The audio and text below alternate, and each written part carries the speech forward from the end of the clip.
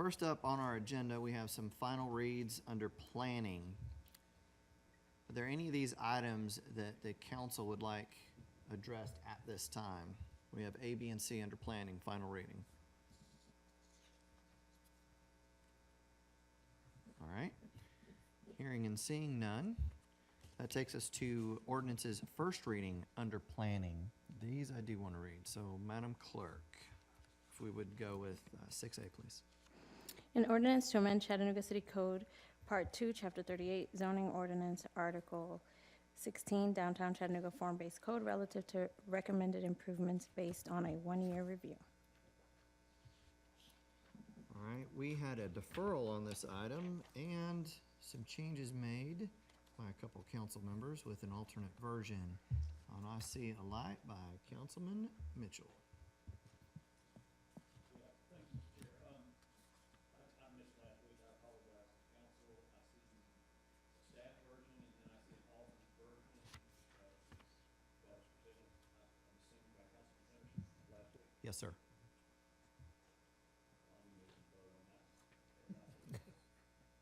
All right.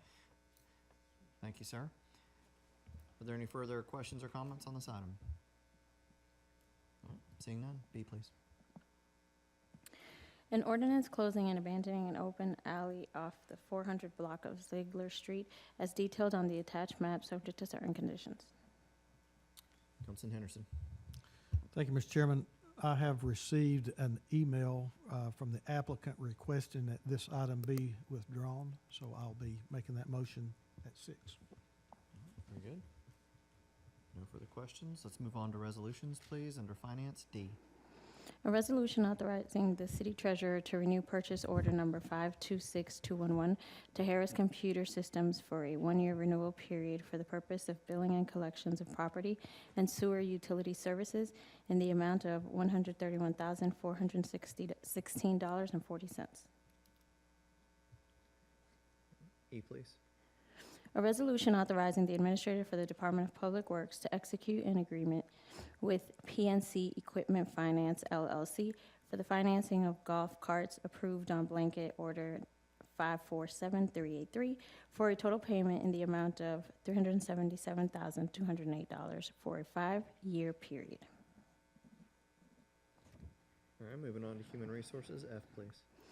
A resolution amending resolution number 28367, Employee Information Guide, to replace the section Drug and Alcohol Testing Policy for Commercial Motor Vehicle Drivers and amend the section on Drug and Alcohol Testing Policy for Non-Commercial Motor Vehicle Drivers to follow the federal motor carrier regulations governing drugs and alcohol.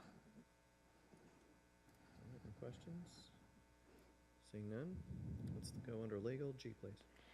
A resolution authorizing the Office of the City Attorney to engage advice law firm for legal services related to the 2014 delinquent city taxpayer litigation. Under planning, H, please. A resolution directing staff to develop conditional language and directing the City Attorney's Office on behalf of the City Council to file a rezoning request consistent with the original request in case number 1980-179 and ordinance number 7721 with conditions for use as a restaurant and bar and/or uses which currently exist on this property. Councilman Henderson. Thank you, Mr. Chair. As I noted at our 1:30 meeting, you do have in your packet an amendment that I do plan on offering this afternoon, and as well as a presentation by Mr. Bridger, if, with your permission, if he could give a brief presentation of this Absolutely. resolution.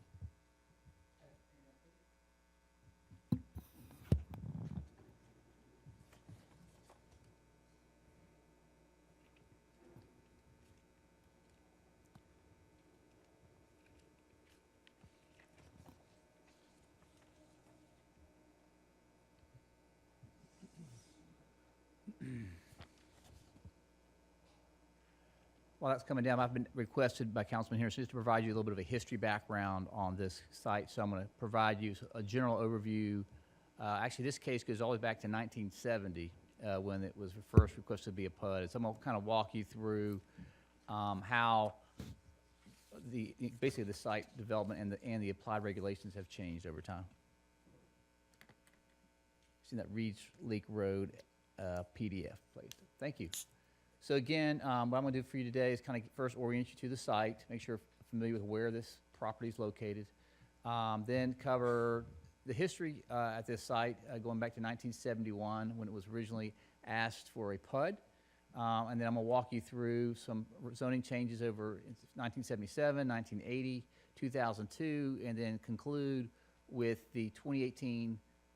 Actually, there's two cases that were withdrawn when it was recently proposed for a new PUD. So Hey, just, John, let me interrupt you for just 1 second and let the council know that in their packet also is a list of each zoning application sure. and request and the ordinance number that went with it in your packet, as well as a list of principal uses permitted Sure. under the C1 zoning. So that's in their packet that you could refer to as well. Gotcha, thank you.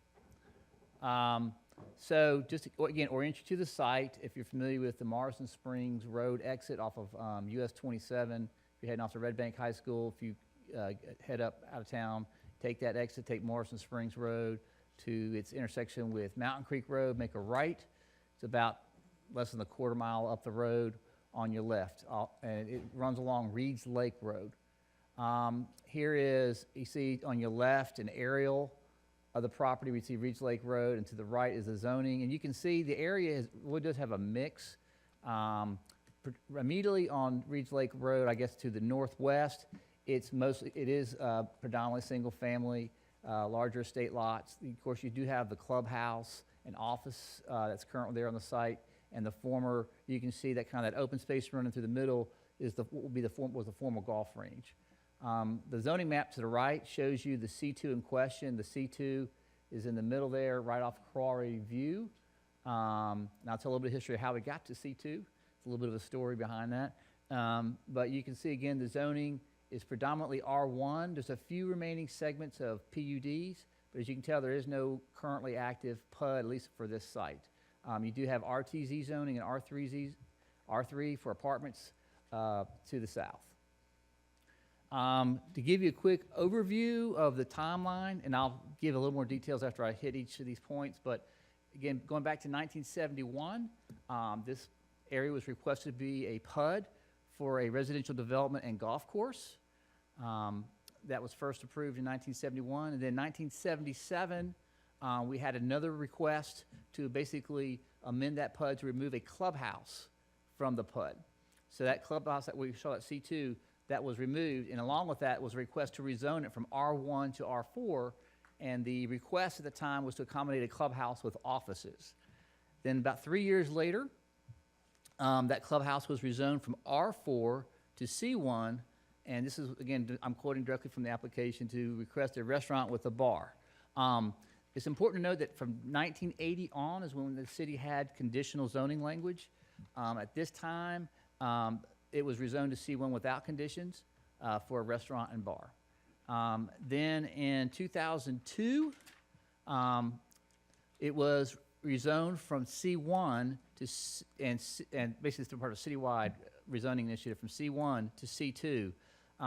As you know, sometimes when we clean up our zoning code or simplify it, we find that zones that are basically the same, and basically what the driver of this was, we had a C1 and C6 zone that were very similar to C2, and so as an effort to clean up and consolidate, we basically rezoned, we got rid of the C1 and C6 zone from the zoning ordinance, pulled it out, and rezoned over 600 properties to C2.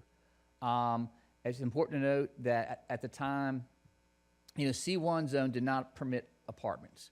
I am going to cover the actual ordinance. Give me a minute. I'll tell you a little bit of the details of the actual wording of that ordinance. I think that's important for your consideration of your action tonight. Then finally, in 2018 of this year, we did receive a request to rezone that C2 portion to R4 and a PUD to accommodate a mixed-use PUD that consisted of single-family residential attached, detached, and some apartments and condos on the site. That case was withdrawn at the Planning Commission meeting in March. Okay, so this is what site plans looked like back in 1971. It's kind of hard to read. I do want to give my staff some kudos for the treasure hunt they did over the past few days, trying to dig up some of these old files. But you can see here, this is the original PUD when it was filed for this request. I think another important thing to note, because I think there's some confusion about the status of the open space in the PUD. Although you approve PUDs as a special permit, until those pieces are recorded, they're not actually put into action or actually become regulation. And while the residential areas around the open space were recorded, the open space and the clubhouse was never recorded. Correct. So you see, I know it's hard to see this map, but the red dashed line is where the clubhouse currently now stands, as shown on the original PUD, and that line you see underneath it is Reeves Lake Road. Okay, so that was 1971. 1977, you can see in the notation there, there is a request to remove the clubhouse from the PUD. You can see that kind of in the notes there, where it says 2 excluded from PUD by this plat, 2.6 acres. So that occurred in 1977, as well as rezoning the clubhouse site to R4 for a clubhouse and offices. Then in 1980, as these maps indicate, again, back in those days, actually it's called Zip Mylar. Took an X-Acto knife to make those maps. Took quite a bit of time. Anyway, you can see there that there was a request to rezone from R4 to C1. And at this point, the proposed use indicated in the application was for a restaurant with a bar. As I noted before, it was rezoned to C1 without any conditions at that time. Then in 2002, and again, I just clipped some excerpts from the case files. Here on the left, you can see it's kind of what the staff filled out. You see it's going from C1 and C6 to C2, and it says to conform to the revised Chattanooga zoning ordinance. So again, trying to do some what we call housekeeping. If we're trying to consolidate, we had too many commercial zones, I imagine, at the time, simplify it. So we had to look at all those C1 and C6 properties and assign a zone. The actual wording of the ordinance, you can see here in terms of conditions, are 1 through 3. 1, it says all applicable conditions that were already enforced on these properties are still enforced in effect. That means if there's a specific condition noted on the property, like you do sometimes when you add a condition to a zoning case, then those carry forward with the C2 zone. That was not the case for this particular property. Second, you can see here there's actually a specific call out to a property that was going to actually remain R1 because there's, I guess, to comply with the deed restriction. And then 3, all easements are retained. Again, that's fairly typical for when we do a citywide zoning request. I'm sure we've done several over the years where you try to retain the existing conditions and your easements when you do this. Then in 2018, we received a request for a rezone from C2 to R4. To again allow basically the mix of, as I understood it, the building will be used for apartments and offices. We felt like R4 allows, again, and this is after meeting with staff, we decided that was the best request to consider because it was more restrictive than C2, which had a lot of commercial uses that may not be appropriate for that site. Then there's a PUD also that was submitted for that, and this is just a general overview of the PUD plan. As you can see, the clubhouse is in the middle, sheet 2. But the PUD included detached single family to the north and south. The immediate environments around the clubhouse included basically apartments within the clubhouse and attached condos for rent and for ownership. So that was, again, withdrawn at Planning Commission, and that's all I've got.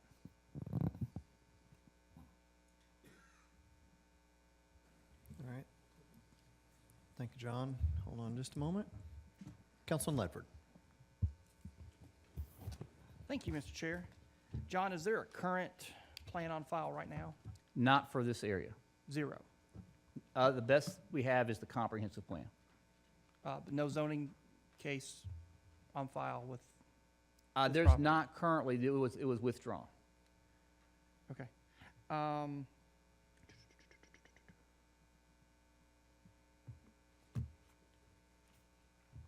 How long, I'm good for now. Thank you, Mr. Chair. Good, sir. Mhm. Councilman Henderson. Thank you, Mr. Chair. I want to maybe just highlight a few things that resulted in my decision to bring this forward. One, going back from the R1 to R4 rezoning request, I understand that there was not the ability to condition these rezoning requests at the time, but, and this is also in your packet, but the specific, and this is what I go back to, the specific proposed use for asking for the rezoning in 1977 from R1 to R4 was for a golf clubhouse and offices. That's a pretty specific use that the neighborhood, that the community was made aware of and was told. An official document, public document. And then when it was rezoned from R4 to C1, when that rezoning request was made, here again, a specific proposed use was restaurant with a bar. I mean, one could argue that that is a condition. I find it interesting, the zoning regulations that I pulled up for a C1 highway commercial district, and this is also in your packet. It makes note at the very top of the page under 501, the intent. It is the intent of the C1 highway commercial district, yada, yada, yada, to promote or in such a manner as to protect both business and surrounding neighborhoods. I find it interesting that the C1 district was to protect neighborhoods, which that's what I'm trying to do with this resolution, is protect the neighborhood. I asked our clerk to research records from when this was rezoned from C1 to C2 to see if she could find that any records of public notice was given when this was rezoned to the Wild West. And none could be found that a public notice was given. You know, I guess what I would ask you to consider today is think about today if someone, applicant came asking to rezone a piece of property to C2 unrestricted in the middle of an R1 residential community neighborhood. I think you can probably imagine the outcry, the amount of input that you would have from the community as well. I think this is something that progressed down through the rezoning applications that was never intended. And all I'm doing with this request is asking the city attorney to submit an application to place conditions on this piece of property that would be consistent with the uses of the C1 zoning as it was when the current owner purchased the property. Thank you, Mr. Chair. Thank you, sir. Councilman Gilbert.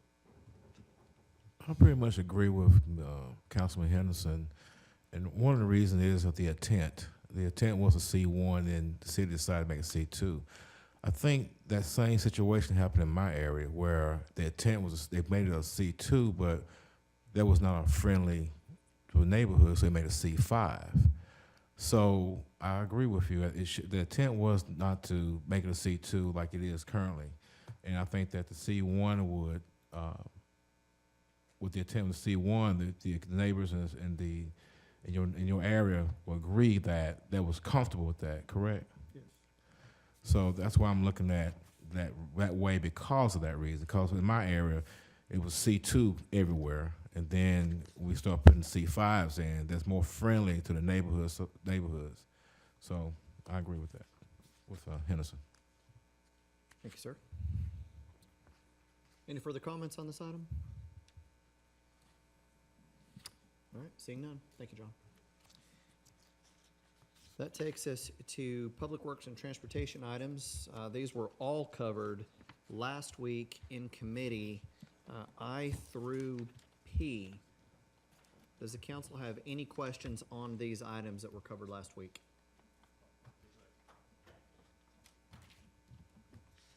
All right. Seeing none, that ends the agenda for the agenda session and takes us to departmental report from the fire department. Chief?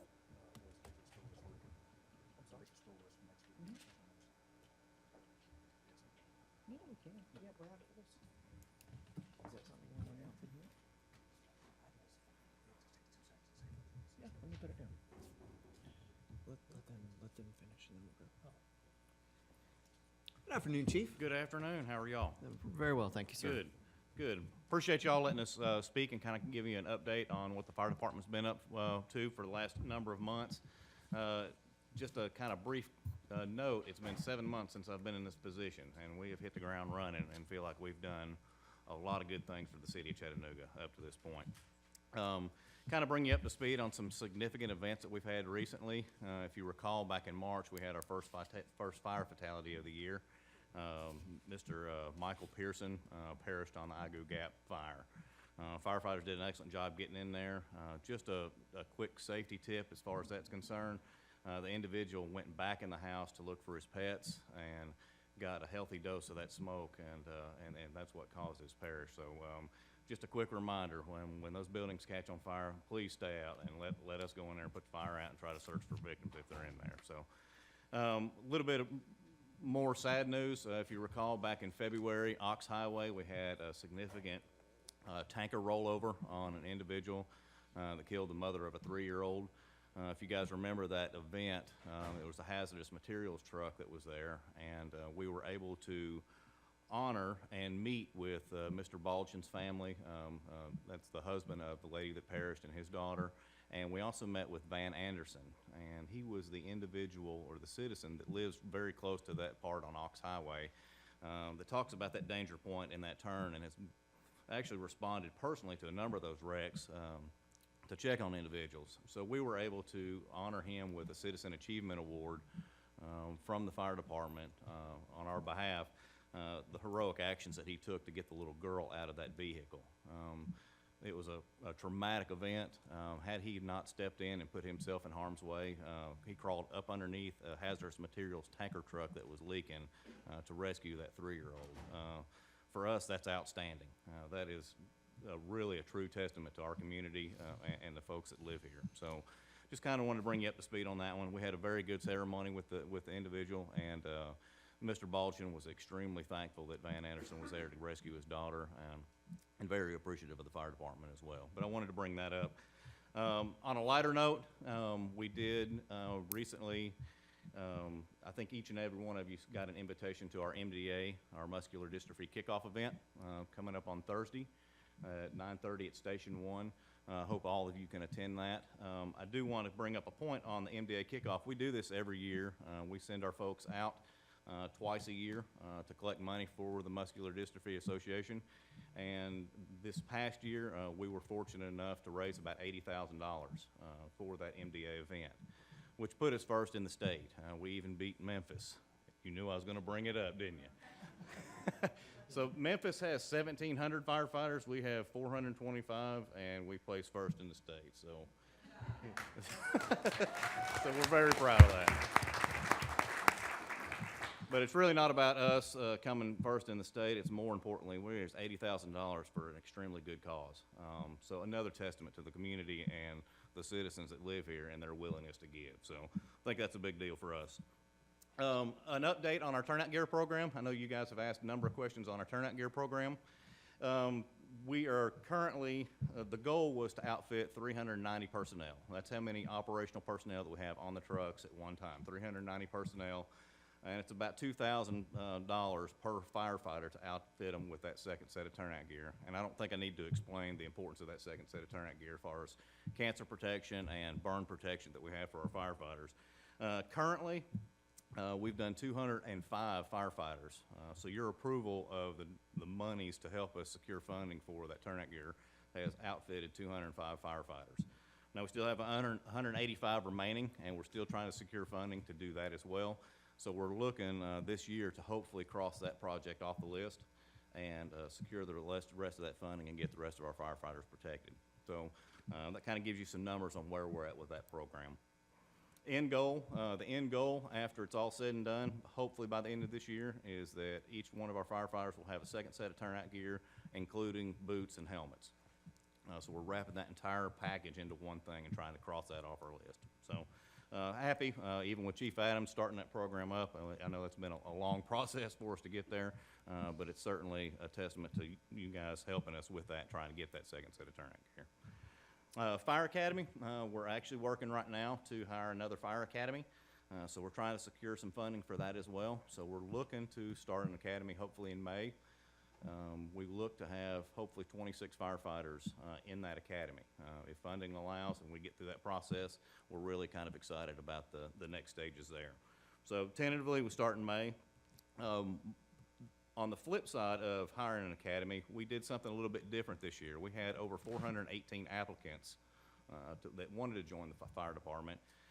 We did over 185 interviews in 2 days. So if you recall, Iris Neal from HR is now one of our partners in the fire department. She moved over to us and has really kind of helped us with that process as far as interviews are concerned. Chief Miller and some of the other operational staff, we were able to set up interviews in the gym and knocked out 185 in 2 days. And really got some quality interviews out of all that, and we really think we kind of dialed in the process in getting that completed quickly. Because I know a lot of the times in the past, and I've been involved in the interview committee, Catherine, Rochelle's been involved in the interview committee, a number of these individuals have been involved in the interview committee, and it takes weeks and weeks and weeks to interview that many folks. So we really kind of narrowed and streamlined the process, which I think is more efficient, and really got to know some folks in the process as well. So I don't think we lost anything in speeding the process up, but we just streamlined the process. So we're proud of that. New equipment coming. We actually have 2 pumpers that are one has already been delivered. These came out of capital projects last year. So we have 2 SMEAL pumpers that are on their way. One is here, as a matter of fact. The other one is at FDIC, which is the Fire Department Conference in Indianapolis. They are showcasing our truck. So our Chattanooga Fire Department logo is sitting on a show floor in Indianapolis to see firefighters all across the country to look at the truck that we just that we spec'd out. So we're proud of that, to have that up there and kind of put that on display. We look to have both of those trucks in service in the next couple weeks. As soon as that truck gets back from FDIC at the end of this week, we got to put some equipment on it, put some radios in it, and put that truck in service. So we're excited about that one. The next truck that we have coming that was approved out of capital project is our replacement for Quint 2, which is our 109-foot aerial that is housed at Station 1 at this point. So we're looking forward to having that truck here. It should be here probably November, December sometime. Bless you. We're looking forward to that one. So Quint 2 is stationed at Station 1 at this point. If you recall, several months ago, we got an ISO rating of a 1 for our department. And if you remember through all the press releases and all that, we barely eked from a 2 or from a 2 to a 1. So we had some challenges there with ISO to make sure that we stay a 1. So with doing that, we've actually moved some apparatus around and put some Quints in different locations and made a little bit of a change on our response to help make sure that we keep those points for ISO so we stay that Class 1 department. So with that, with Station 5, and I know this was important for the Highland Park community, right now, currently, if you remember, Ladder 5 went away. We put that old truck out of service. We have Engine 5 staged there now, and we are building a new fire hall, which should be completed hopefully by the end of May. We've partnered with the McClellan Foundation to repurpose the old Station 5, which is a good thing. We like to see that building go there because all that was going to go there originally was just a parking lot. So we're proud to see that a fire station is going to be repurposed and be able to give to the La Paz community that's down there using it. But more importantly is that we'll be able to put 2 companies back in Highland Park, and I think that was a big push for the Highland Park community, is that they were sad to see another ladder truck leave their community and go down to just 1 apparatus. So with that being said, Quint 2, since we've moved some stuff around, Quint 2 will go from Station 1 to Station 5 in addition to Engine 5. So one of those new pumpers that we're getting will go to Station 5, and then eventually the new Quint 2 will go to Station 5. So we're proud that that happened. Station 9, if you remember Station 9 when we did Burgers with Burke last year, it was just a pumper that sat in there. It's now a Quint, so they actually have some ladder coverage in that region of the Russell Boulevard and some of the industrial areas over there. Both of those moves got us more points on the board to keep our ISO rating. Station 11, I know Councilman Smith is familiar with Station 11.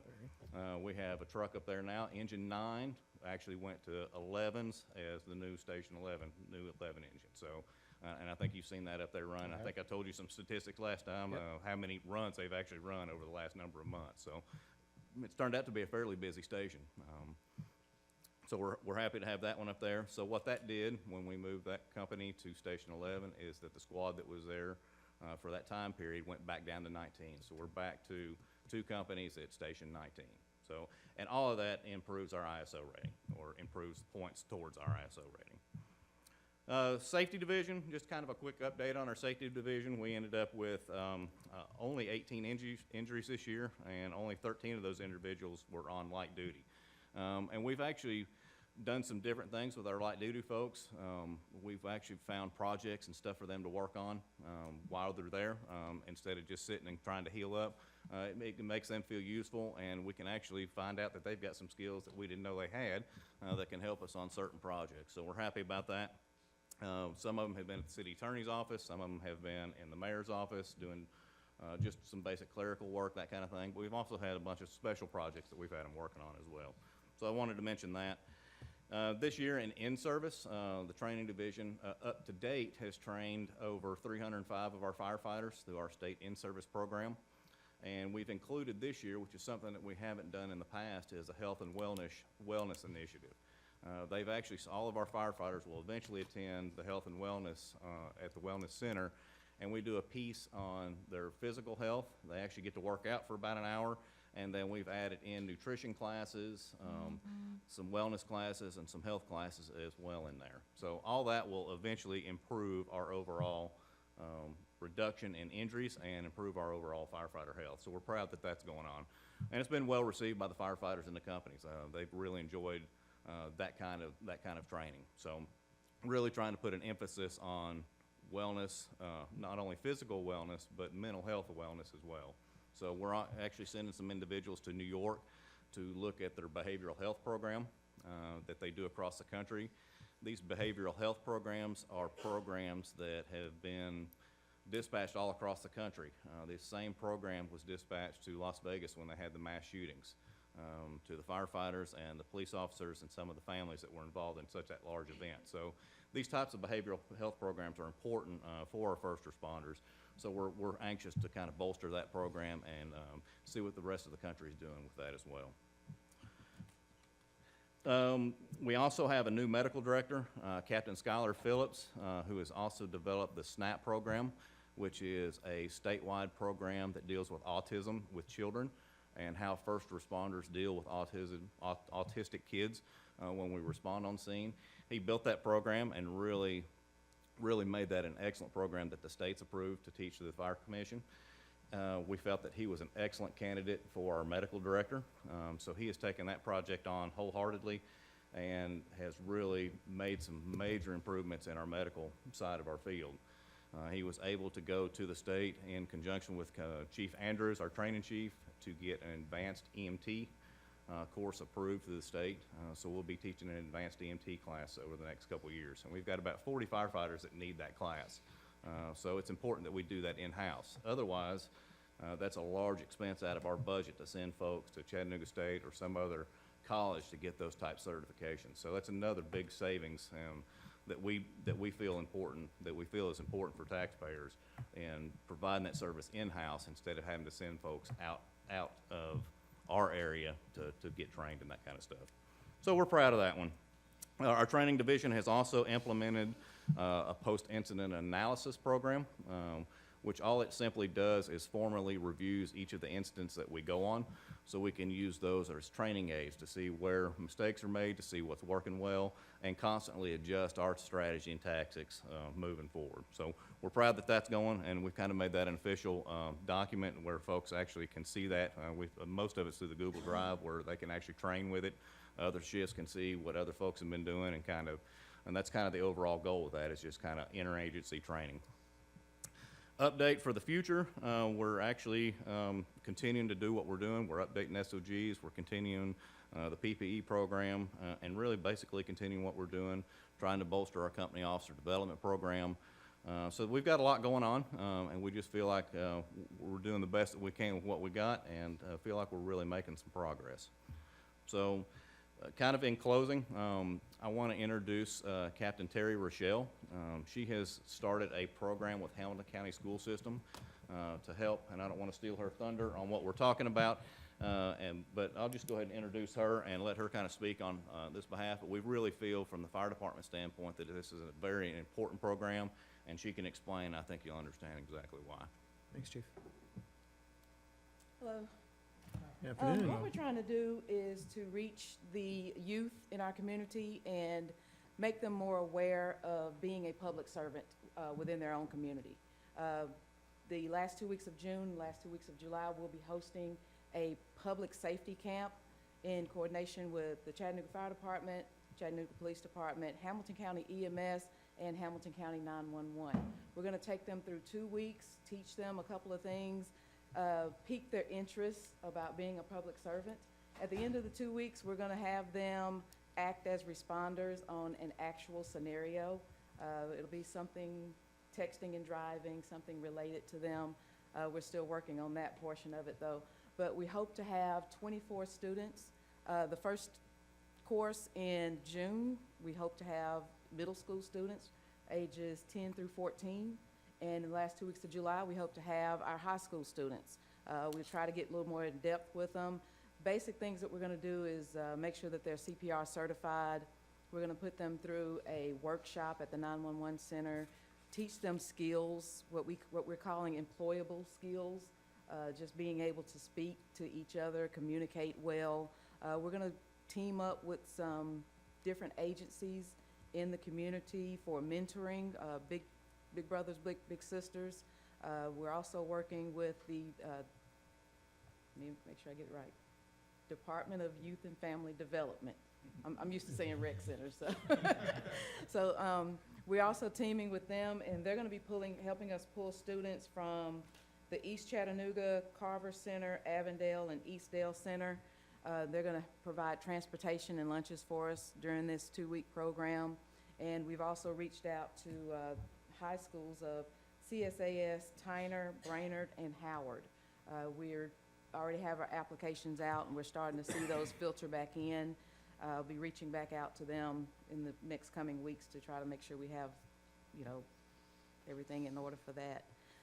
One thing that we did last week also was partner with Brainerd High School as a part of their Future Ready program. And right now they're focused on emergency medical and criminal justice. And we're going to help also through the fire service and, you know, do what we can to help that program also. That's pretty much it. That's great. Councilman, do you want to address? Yeah. Catherine, Both just a of minute. I'm sorry. Let me get, no, Yes. come on, just one moment. Sure. Councilman Gilbert. Well, this is basically both, but appreciate you working with our youth Yes, sir. and encourage them to become a firefighter. My brother was a firefighter. He enjoyed it while he was there, and I really appreciate it. And Chief, you're doing a great job. You and your team doing a great job. I just want to say one thing, that make sure you talk to Don to make sure we train our guys for the guns and hoses so we know we can whoop on somebody. I think we brought this up last time, too. Yes, but sir, I did. He's on it. Thank you. I appreciate it. We got a new setup at the sports barn, so you'll like it. Yeah, he's got 9 rounds, and they're actually punching people over there, so that's good. I do want to kind of bring something up that Terry, this was not a directive from me to say, hey, Terry, go do this program. She is super passionate about the kids that they're training, and she has taken this on herself. She works 24-hour shift just like all of our firefighters do. And so I think it's a testament to her willingness to sacrifice and really put this program together, and she has definitely been a Pied Piper for it. So I just want some recognition for her. Chief Hampton is also involved with her, so they've really taken this to heart, and really I think this program's going to be extremely successful. So just wanted to say that.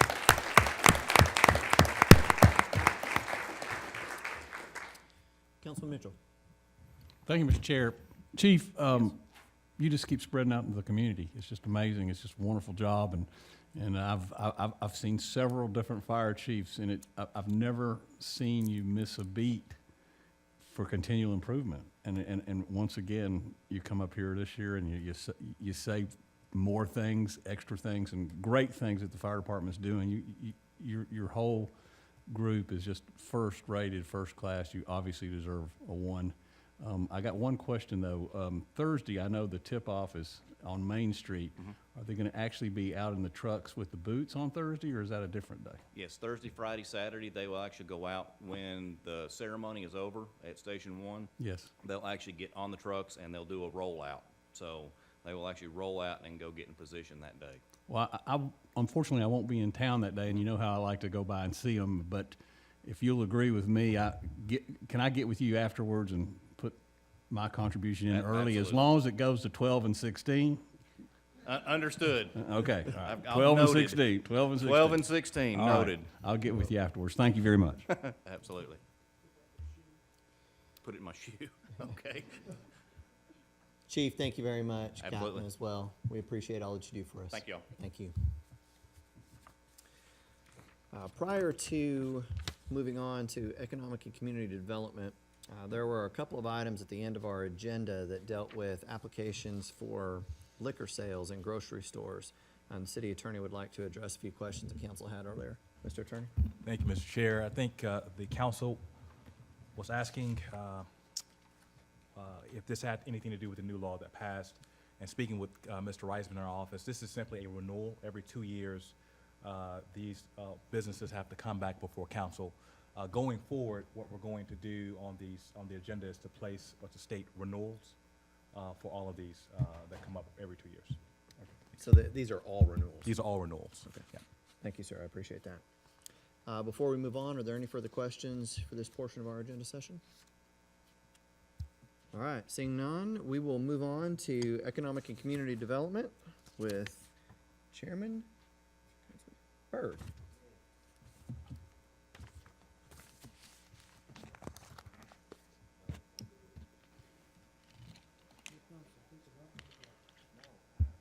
Don, I have some high expectations that he doesn't get it too easy up here. Let the hazing begin. I'd like to thank everyone for attending this wonderful economic and community development meeting. Move to approve the minutes. Thank you very much. I was wondering, Ms. Donna, will it be possible, could we go over, I don't know if we read these already in the resolutions for this week and next week, if we can go through that real quick so we can give you all our undivided attention Sure. before we start? Is that okay with you, ma'am? Okay, could we start with 7A, please? A resolution authorizing the mayor to execute the First Amendment property to exchange agreement in substantially the form attached with Highland Park Commons, Inc., and authorizing payment in the amount of $50,000 to Highland Park Commons, Inc. Any questions? All right, B, please. A resolution authorizing the mayor to execute an agreement with Gail M. Goldman Associates in substantially the form attached for public art consultant services and the creation of public art master plan in the amount of $60,000.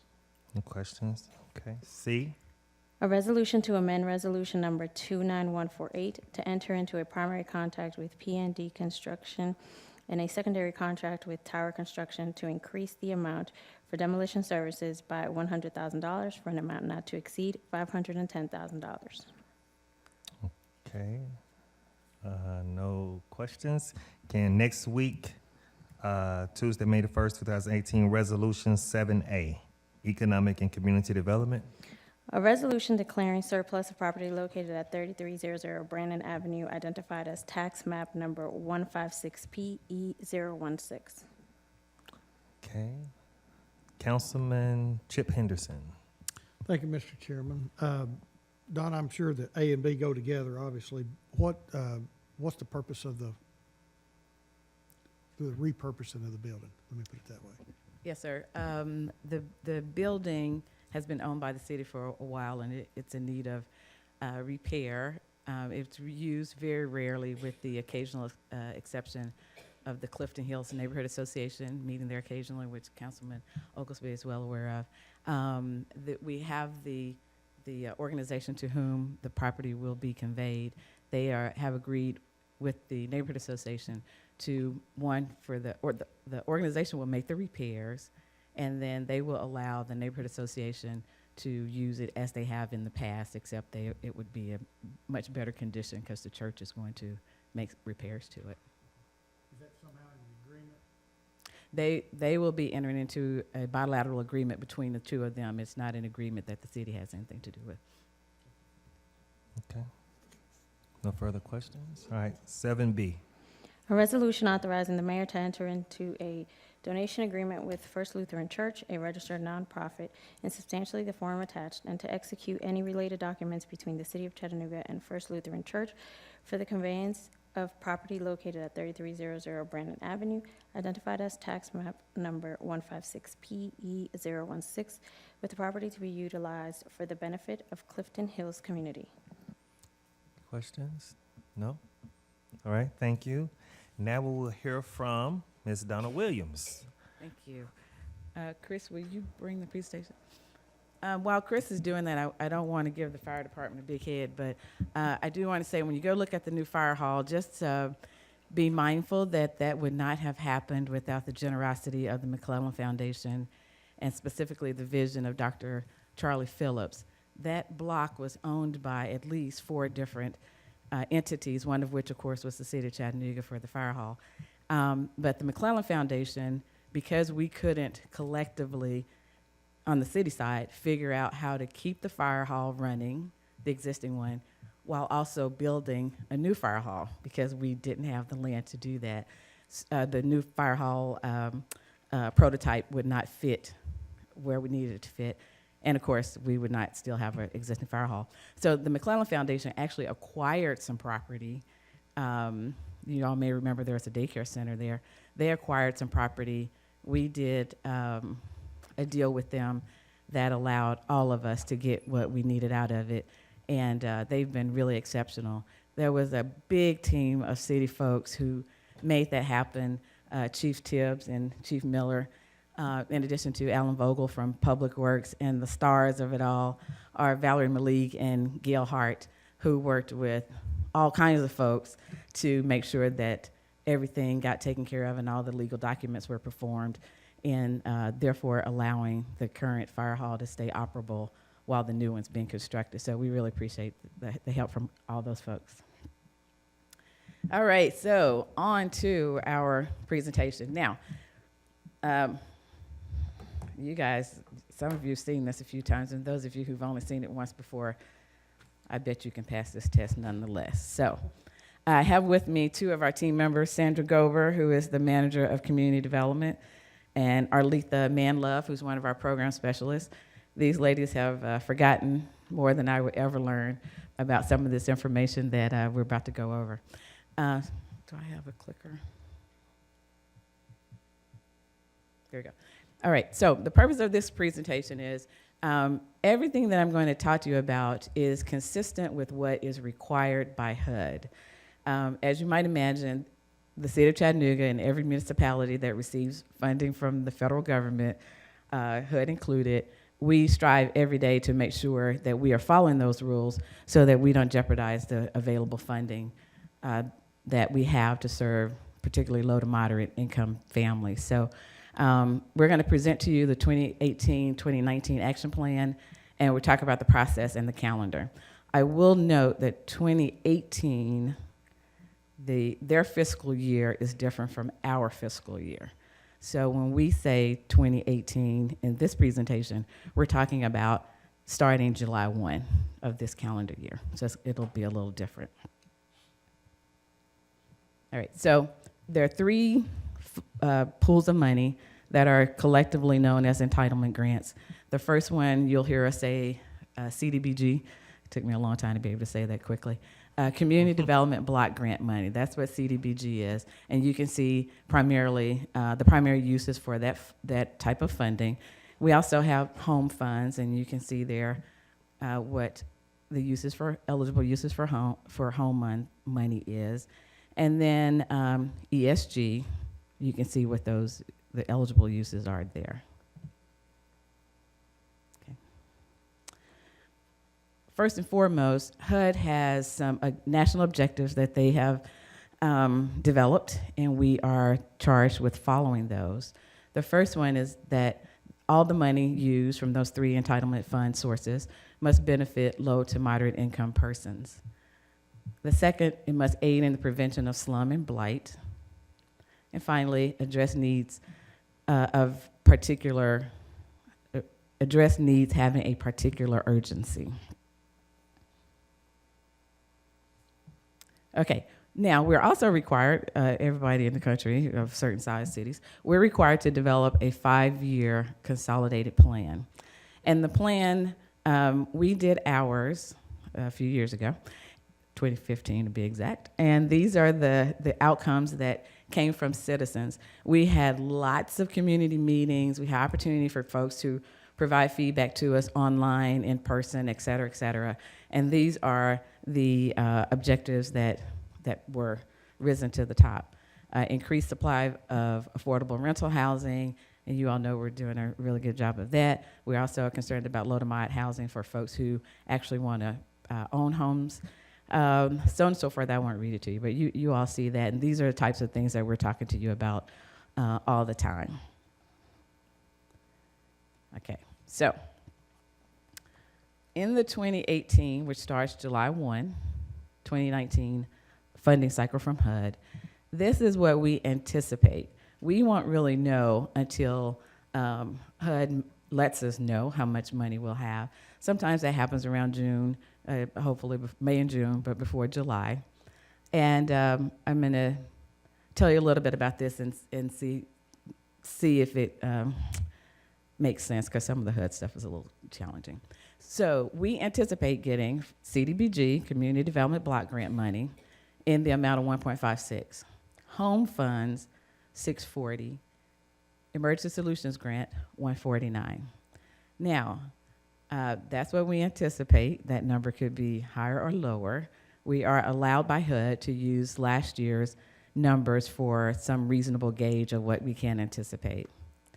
You will also see later that we have expenses, eligible expenses, that come out of these funding sources right off the bat.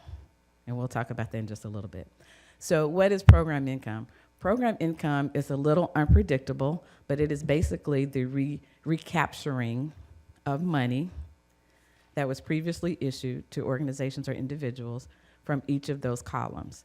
So it could be a low income, well, actually a zero interest loan was made to a low income citizen in the amount of $50,000 or whatever amount, and then he or she returned that money. They paid it back to us when the property was either sold, or if that particular borrower passed away. We have a recapture clause on most of those types of loans, and so that money would be returned to us, and we would be able to use it again. Some of that money is a little predictable, but due to the nature of it, we really don't know exactly from year to year how much of that money we would be recapturing. Okay, any questions on that?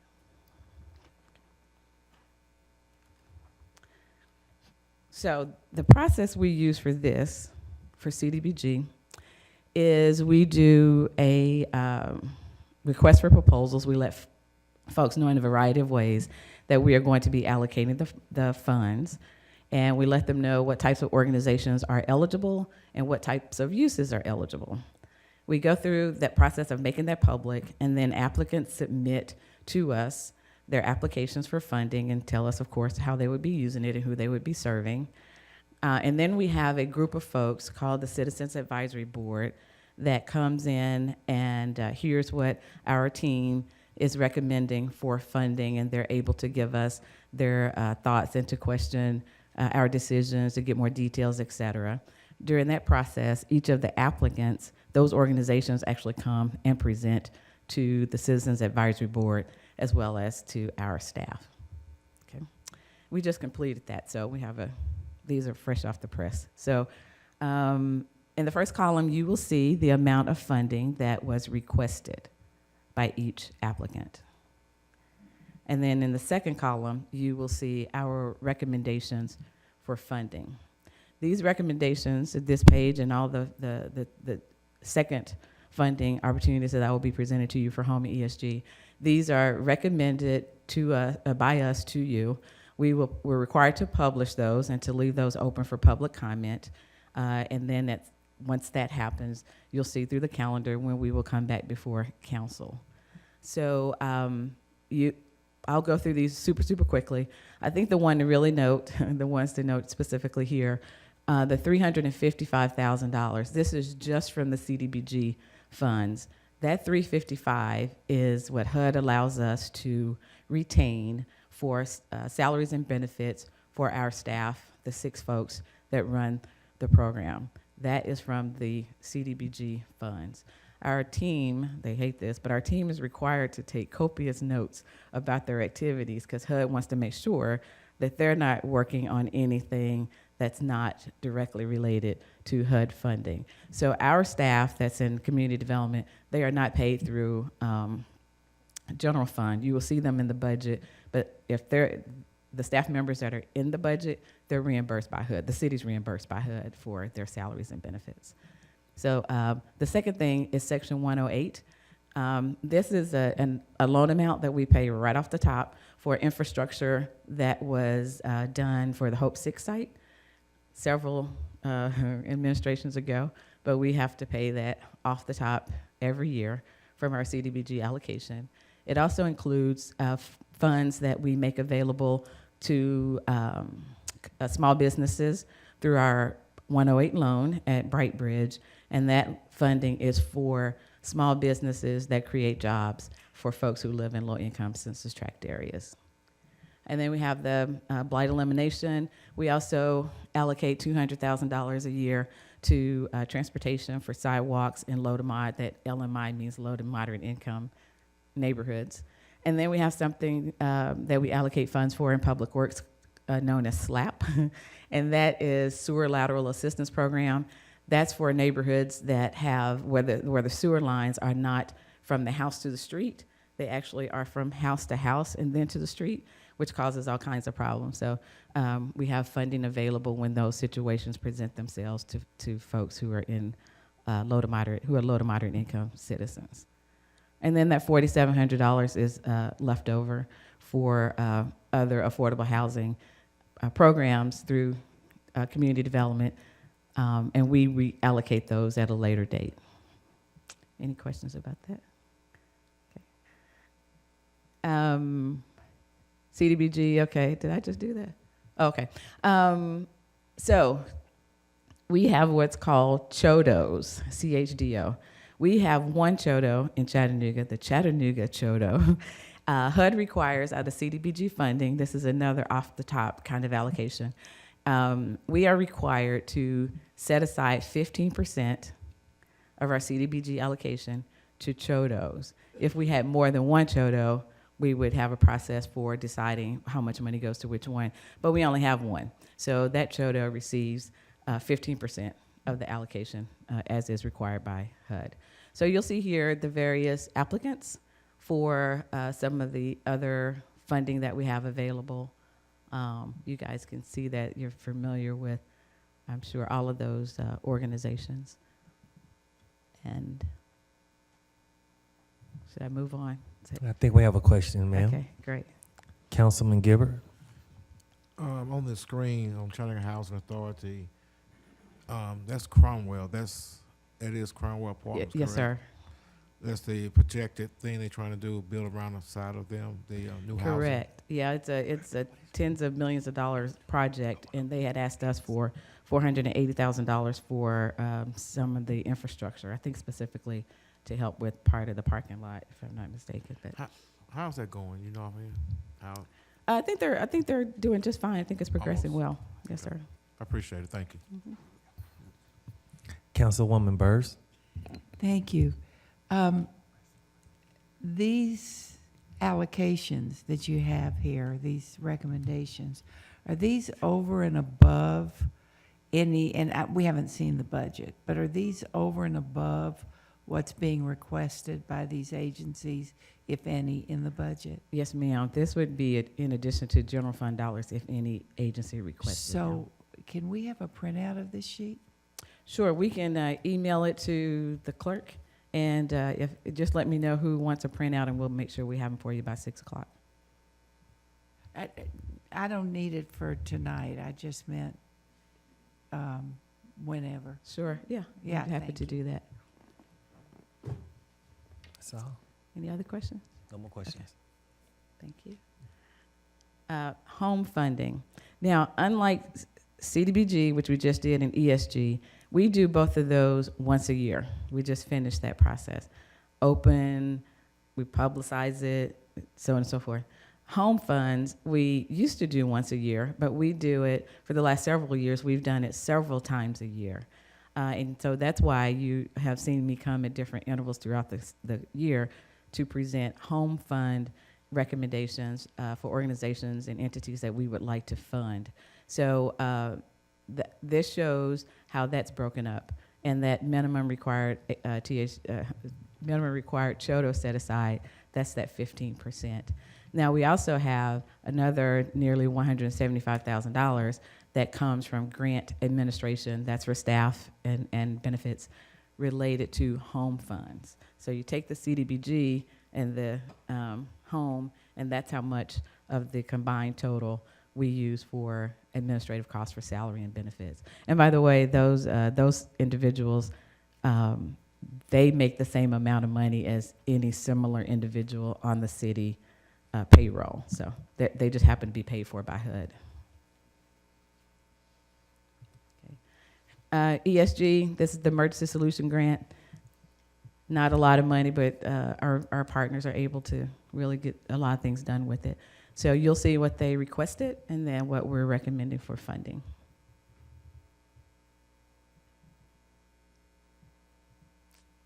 Any questions? Yes, ma'am. Councilman Chip Henderson. Ms. Williams, I'm sure it's probably just a matter of having enough dollars to go around, but I noticed Youth and Family Development didn't get any money from these funds. That is correct. And it's going to serve some of our families that's facing homelessness. Yes. So this one was a tough one because you all are well aware of what we're up against with regard to homelessness with families.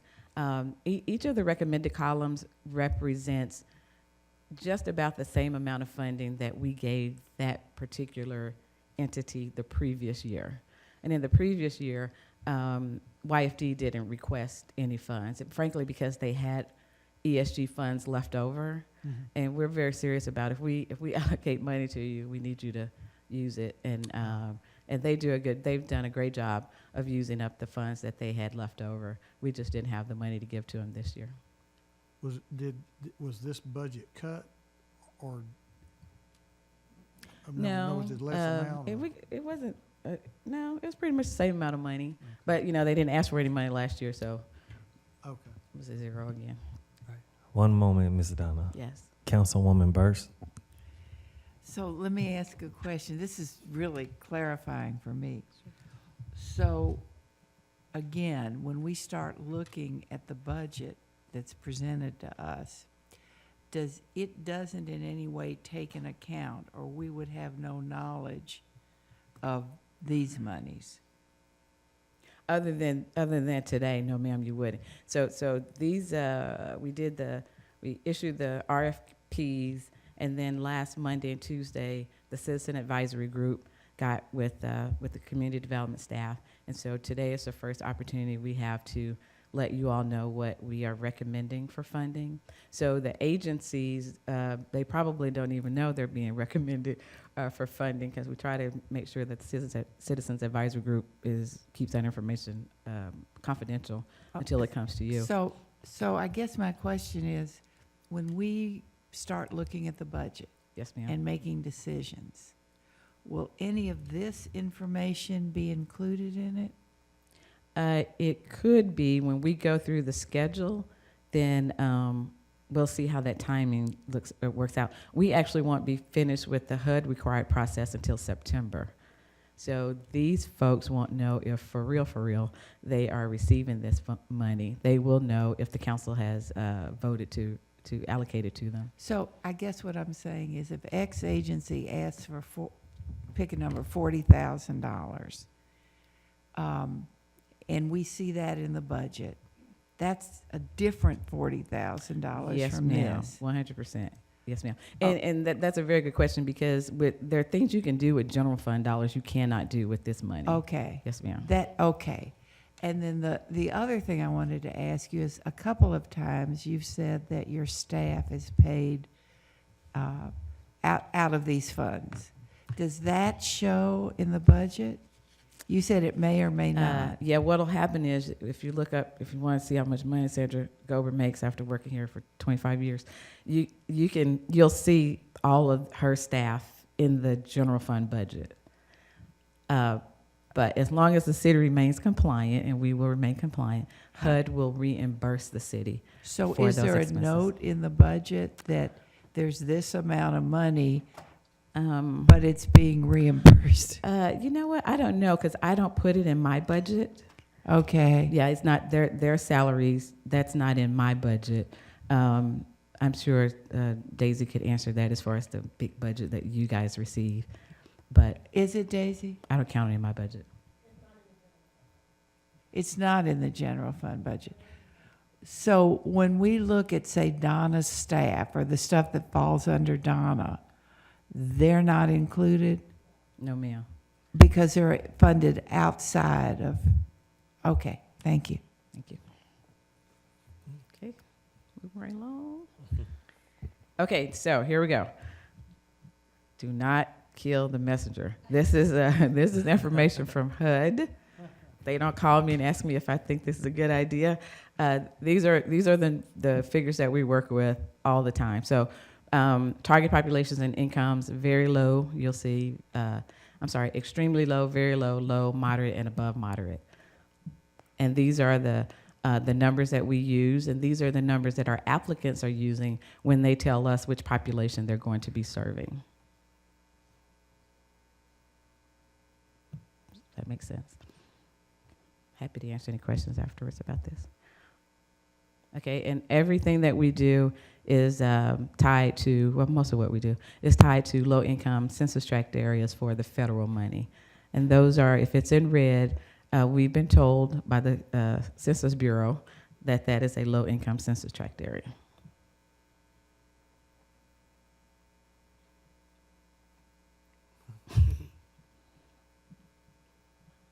Councilman Leffert, do you want me to keep that slide up there?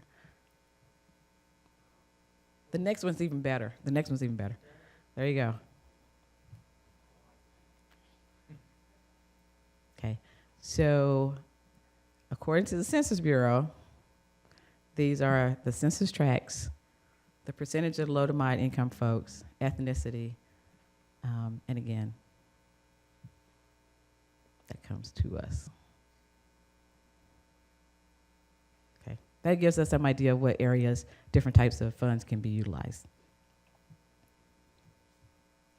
And this teeny weeny type, this just gives you an idea of the amount of work that these guys do to make sure that we remain compliant with making these funds available to be used, and to make sure that the city stays out of trouble and that we can continue to receive the money. And this doesn't even take into account compliance. So we also have rigorous compliance requirements for each of the recipients of the grants. And again, if you'd like a printed one, just let us know. I'll be happy to bring it back. Okay, so on and about May 1st, we're going to have a public notice with regard to this information I've just shared with you. There will be a public meeting at the DRC at 5:30 on May the 17th, and anybody can come and ask us any questions about the recommendations and provide us with additional feedback. I will be before you June 5th with the vote, a request for a vote from you. And then those that are prepared, we will start writing their agreements, and the program year starts July 1.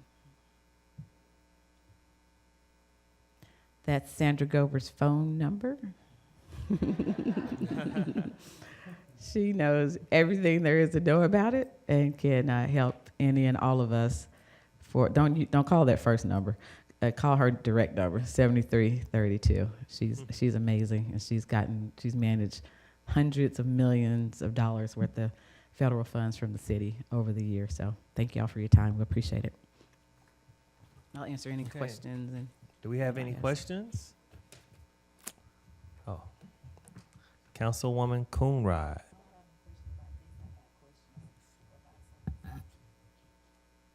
All right. You say you don't have a question about this? Okay. Do anyone have any questions pertaining to this matter right now? Okay, seeing none. Thank you, Ms. Donna. I you. appreciate your time. Councilwoman Coonrod.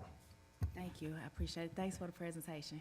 thank you. Donna Williams, but I have two concerns. We all got the email about the Dr. Joel Brothers that's plays the instrument, and he was playing outside of Coolidge Park, and we were told repeatedly for the past week or two or the past month about the ordinance that we put in place, and we were told that musicians were not included in there, yet we had Officer Todd Weller to make, he insisted that he stop playing, and he had to leave the area or he would be cited or go to jail.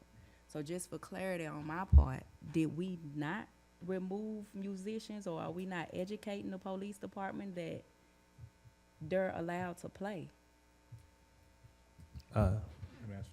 You want to, go ahead, attorney. Well, I was just going to say that I don't recall off the top of my head that particular response. I'll get you an answer by 6 o'clock, though. Okay. Yeah. And All we right, can hold on make one sure- second.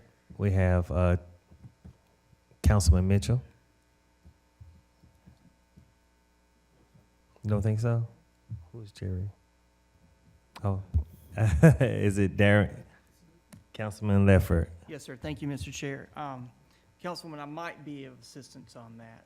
I was following that situation, and I do know that Chief Roddy, do not want to put words in his mouth, obviously, has reached out to the sector commander and reinforced the policy that we do not or will not, busking is not considered panhandling. Mhm.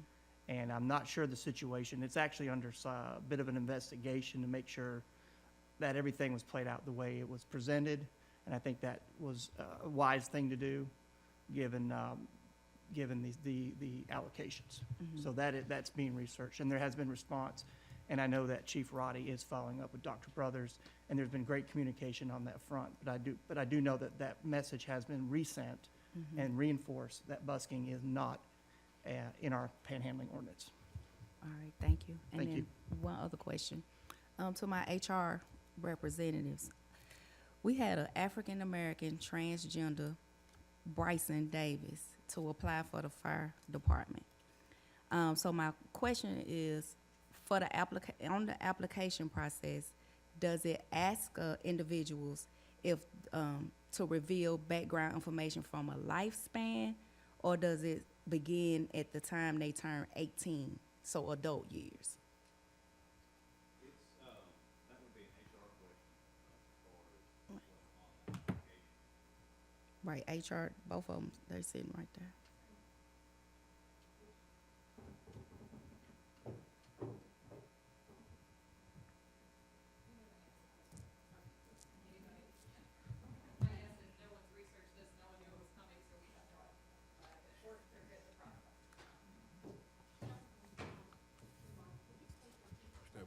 Get your microphone, ma'am. So Would you on please repeat the question for me? The process for the Chattanooga Police Department, on the application process, does it ask for an individual to reveal, and Stacey, I didn't get to ask this question at our 1:30 session because we ran out of time now. So the question, So during the process of the application, does it ask for an individual to reveal a lifetime of information of, if they've been in trouble, those kind of things, or does it specifically ask for adult years? I'm not quite sure of the exact wording, but it would be the questions relative to someone's background. It would ask specific questions. As an example, if someone had committed a felony, had been charged with a felony, it may ask that specific question, and it does not state if that was for a lifetime or a certain period. It just asks the question. Correct, because I went on the line and looked at the application as well. Well, this individual, transgender African-American, was denied use, well, to move even further after a polygraph test, and I'll pass you all the information as well. And he passed everything. He revealed himself that he had, at the age of 17, had got caught with marijuana, which was later the case was dismissed. So based on that information, they said that he was disqualified to move further into the process of becoming a police officer. Yet on the application, it's saying from adult years on. So why would a 17-year-old, his criminal background that got dismissed at the age of 17 will prevent him from moving further and becoming a police officer when he's clearly past everything else? Without looking into that further, I'm not prepared to answer that question, especially since I've not had an opportunity to speak to anyone that would have been on, I would say, the interview team making those decisions. I cannot answer today for them. And I can respect that, and you can have my copy with the team who were on there, and then his contact information, I wrote it down. We can give it to Russell Gilbert since he's over the HR department. But I just, go back to the concerns that we have as a community, that we're not getting African-American police officers in, and they're being denied for whatever reason based on something at the age of 17 that was dismissed. Yet we may have other ethnicities that have admitted to the same use of other drugs, and then we still allow them to go through the same process. So I'm just trying to figure out and understand what's the accurate process and make sure that everybody, no matter what color that you are, that we're having a fair and equitable opportunity to become a police officer. Absolutely. What I will commit to, myself and our HR team, we can look into it and come back to the council with a response. Thank you, I appreciate that. Thank you. And, Thank you so much. Is that it, ma'am? One last thing, I just want to tell Councilman Oglesby happy birthday. I did not forget today, and I hope you enjoy your birthday. All right. With that, I move to adjourn. See you guys at 6 o'clock.